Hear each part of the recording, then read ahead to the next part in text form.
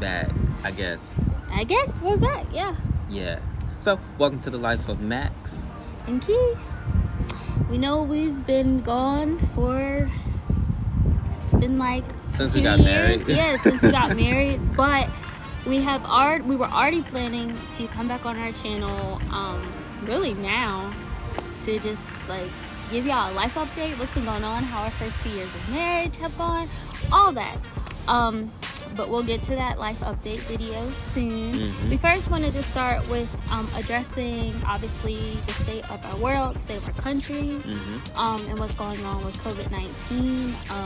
We're praying for all of you. Definitely. It's definitely not an easy time for anybody right now. With sickness, with death, with loss of jobs, with kids being out of school. It's just a huge transition time right now. And you know that on our channel, we really love to talk about faith. We really love to talk about marriage and relationships. And so we wanted to provide you guys with some tips, especially our married folk. We wanted to... Yeah, the married folks. A married folk. Because we think with us being stuck in the house right now, this is definitely a time where we can rekindle and renew and rejuvenate our marriages. It doesn't have to be so burdensome. Like I saw tweets and stuff of like people talking about wanting to get divorced and crazy. And then people in other countries that are opening up, they're like filing for divorce now because they realize they didn't really like or love their spouse as much as they thought they did. I like you too. I love you too. Most of the time. So, you know, I just think that this time is a great time to rekindle, rejuvenate, restore marriages, put God back in place at the center of our marriages. With us being home, with us spending all this time together, that most couples typically don't spend this much time together. I know we're used to spending all our days together. Yeah. So this isn't really much of a difference for us, but for most couples, this is very different because you're usually gone all day. 9 to 5. Yeah. And then sometimes if you're trying to make it through and pay off debt, you're working 5 to 2. 11, so it's definitely an adjustment. So we wanted to give our married followers, our married folk, 5 ways that they can build intimacy with their spouse while we're stuck in the house. So no better time, right? So we're covering physically, we're also covering mentally, emotionally, spiritually, and socially. The 5 pillars of health. 5 pillars of health. That's one of the first things I learned when I got to college. Really? Yeah, one of the first things I learned. So we're going to cover those 5 ways. So let's get started. So number 1, physically. Obviously, we can say that you can have more sex. Obviously. Yeah, obviously you want to have more sex. Yeah, you should. Like if you got time and opportunity, it's the right time of day. Y'all both feeling it. One of y'all might be feeling it a little bit more. I ain't gonna say who, but not gonna say no names, but me. But one of y'all might be feeling a little bit more, so take advantage of these opportunities. Yes. And like be adventurous. Yeah. Have fun. Yeah. Have fun with it, you know? I know we're definitely going to talk about this in another video, but how much, like, the struggles I had when it came to the physical part of our relationship. I don't know, like, this time, I guess because so much is going on and you really do need that escape and stuff. My mindset has definitely been changing when it comes to sex, just because it's a time for us to come together and not take each other for granted, have fun, and just escape what's going on. Be selfless, yeah. But for some people, and I understand this completely, in order to have sex, you have to be more like stress-free. And this is a very high stress situation. So sex might be something that is really hard for you to do right now. And like I said, I completely understand, because someone like him, it's like me. Sex can be a stress reliever. Yeah. So it's like if he's stressed out, he would want to have sex. Me, I would prefer to have sex when I'm not stressed, because the more stress I have, the more I'm not in the mood. You're all up in your mind and stuff. Yeah. Too much going, you clouded. So if that's you, or that might be your spouse, we recommend just, giving more hugs, kisses, and touches throughout the day. We outside. Yeah. But you're like just actively touch on one another throughout the day. So be physically intimate. It doesn't have to be like, okay, we're about to have sex. Yeah. It could be, I'm gonna rub lotion on your back and you ain't expect it. It could be we gonna lay together, take a nap. It can a cuddle and watch a movie. It could be a cuddle and watch a movie. It could be go take a shower and then lay in the bed naked. It could be take a shower together. Like that doesn't necessarily have to be like sexual in nature, but just take the time to be I love cuddling with you and like rubbing your chest and stuff. I love that, and I feel like that connects me to him. So it doesn't always have to be just like sex, but just like intimate touching, kissing, rubbing throughout the day. If you're working from home, just giving like a little, shoulder rub while they're working, or, like something like that. And don't do what I do, because I completely distract her when she's working. Yeah. Like if I'm working, I'm like, no, get away from me. But if she's working, I'm like, what else am I supposed to do? It's so disrespectful. So yeah, that's number one. That's for physical. Either, try to implement more sex into your routine, or try to implement more intimate touching and kissing into your day. So, number two, mentally. Mentally, it's a big one, especially now. With us, we've kind of adapted or learned how to give each other space, right? But with people who are just now being able to, or being forced to work together all day long, you got to give each other space mentally to breathe, right? Yeah. You love each other, you want to be physically intimate with each other, but sometimes you got to recognize real another person. Yeah. I don't want to be in your face all day long. Matter of fact, I don't want you in my face all day long. I could literally lay on him all day long. That doesn't mean I want to talk to him all day long. Right. But I could lay on you. But mentally, just allowing opportunities for you to mentally connect and mentally escape. Yeah, so for us, because we do live in like a small space, we usually will we only have 2 rooms pretty much. So we'll only be in 2 separate rooms. Like somebody will be in the living room, somebody will be in the bedroom, and we give each other that space.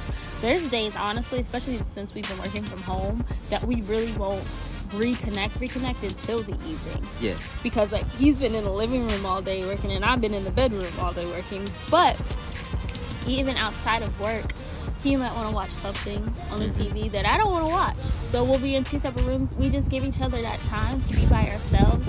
And that's one of the biggest lessons that I've learned since we've been married, is just the importance of you as an individual and having your own individual time. Yeah. And especially now with you being home all day with your spouse, you definitely need to give yourself that time, that space to mentally recharge without the other person. Yeah, a lot of this is going to be around the topic of being selfless, but part of like we're trying to figure out how we can grow together as married couples, but we're saying give each other space mentally. That's like that goes against each other's opposite. But in being selfish, you're thinking about the other person and saying what do they need in order to be mentally clear throughout the day. So maybe they need you to be with them, so maybe you can give them time. But maybe like me, I need my space.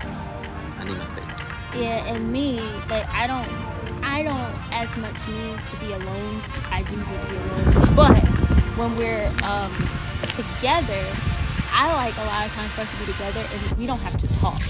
Whereas sometimes with you, us being together equals us talking. And me equals together, we don't always have to talk. So just knowing that in your spouse or him, like knowing like sometimes he has to put me in the bed because he needs to take a nap. Yeah, I put her straight to bed. I'm looking at her and I'm like let's he's go probably to bed. about to put me to bed. Like then I after tuck her this, in. honestly. So just like knowing what your spouse needs and what you need to mentally recharge.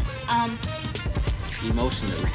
So we know that during this COVID-19, this coronavirus crisis, there could be a lot of emotions. Like there can be fear, there can be worry, there can be doubt. Especially us, we don't live near our family. Our closest family is in Charlotte, and that's still almost 2 hours away. So it's like we're here by ourselves. And so I know there's times we worried about our parents. We worried about grandparents, and they both live in big cities, and so obviously that's more exposure to the virus. They're older, they're over 50. So it's like it's been hard us being here, and then me with pre-existing conditions. So I know my family has been like calling me, texting me all the time, asking if I'm okay, if I'm in the house, and everything like that, because if I get sick, it can be really bad. So emotionally, one of the ways that you can grow your intimacy with of your spouse during this time emotionally is being each other's safe space to talk. And that might seem really weird or really obvious, but you'll be surprised how hard it is to talk to your spouse about stuff that's really, really troubling you. That vulnerable stuff. One, because you don't want to seem weak. Yeah. Two, because you don't want to worry them, because you're kind of like giving your burdens to them, and then they might be worried about you and everything like that. You don't want that. What are some other reasons why that might be hard? It might be hard because we're taught to have guys best friends and girl best friends. Like, your own best friends that you go to an event, but like, you should be able to 100% vent with your spouse. But that's not common or customary for a lot of marriages. Like, I'm gonna go to my best friend and we're gonna vent about this. I'm gonna come home and be alright. And I feel like we've made that adjustment very quickly, I guess, because we really became each other's best friends. Yeah. So like, we talk to each other about everything. Yeah. So just, checking in with one another, and if you are worried, like, I know I've mentally been doing pretty well emotionally during this, but there has been some moments where I'm just like, I'm not feeling it, I'm a little worried, and like stuff like that, and I'll just let him know, and he'll already pick up on the vibes. Like, he sent me a text yesterday morning as soon as I woke up, just because he was already catching like the vibes of the area of the day, and so I woke up to a text message from him, which was really great. So definitely being a safe space to talk. So number 4, the fourth way you can build your intimacy with your spouse during the crisis is spiritually. Spiritually, mentally, emotionally. No, spiritually is an extremely important one. I know from a husband, I just do a husband aspect, you can do a wife aspect. But just for a husband aspect, like you said, I caught the fact that yesterday was about to be a real down day. So in the morning, I sent her that text message, but immediately following that, I was already praying for the day to turn around so that she wouldn't be burdened or depressed throughout the day, that she wouldn't feel anxious throughout the day. So spiritually, being able to pray for your spouse, extremely important. Pray for yourself. Pray for your environment. Like, literally praying over your household, right? And it's, to me, that's like obvious, but for a lot of husbands, that's not. Because a lot of us haven't been taught how to spiritually lead as a husband. Yeah, that's good. So praying for your spouse, praying for yourself, praying for your house, and reading the Word. Make sure you get your time. Yeah, we've been so adamant about our own devotional time during this, but also having weekly Bible studies together is very important. It helps set the atmosphere of your home. It helps us to put you two on the same level in the spirit. It helps if you have, because I know, like, when we start to have kids, but even before we have kids, I want to have like yearly goals as a family. Like, what's our word for the whole year? And those are the moments where you talk about your goals as a family, your goals as partners, any grievances that may come up, anything that y'all need to be on one accord in the spirit about. So use this time to set aside 15-30 minutes off the week to pray together, study. We just started doing Sacred Marriage by Gary Thomas. So we have the book and we have the devotional. So there's stuff in it for a year, but we've been doing this for a while. Since we met. Yeah. Like a couple weeks after we met, we was already reading books together because we just found it. Thought it important that we be on the same playing field, the same idea. Like, if make sure we're spiritually aligned. Make sure we're spiritually aligned, and that we're going after the same thing, right? Yeah. Because it's just crazy. Because like, rest and harvest was kind of the both things that we got in the beginning of the year. Yeah. Obviously, we getting rest, and we are getting harvest. But like, who knew it was gonna come like this? Right. But still, spiritually, be on one accord by praying and reading. Same playing field. So you want to be praying together. You want to be reading together. Watching Bible studies. Yeah, watching Bible studies. So many churches are streaming services. Give you 4 in the description. Yes. Yeah, we can give you 4 in the description. Also, just making sure, like, we want to give an example. We've been so adamant about this since stay-at-home order started, with us having our personal devotional time in the morning and then getting together to pray and stuff like that, I think it was last week, maybe the week before last, I woke up just so spiritually charged. Like, I woke up literally just on fire. Like, all I could do was worship. All I could do was pray. I was just so excited. My spirit was just, and I haven't felt like that in a long time. He came in the room a few hours after we woke up, and he said the exact same thing. He was like, God's just doing something. He's like, there's just like a shift happening in our house. And I was like, oh my gosh. I wrote about that in my journal this morning, how there feels like he is shifting the atmosphere of our home. Like today, like something's happening. At that moment. And he said it as well. So that was confirmation for me that I knew, like, oh, the Lord is doing something. And it's because we were so adamant about spending time with him that he really aligned our house.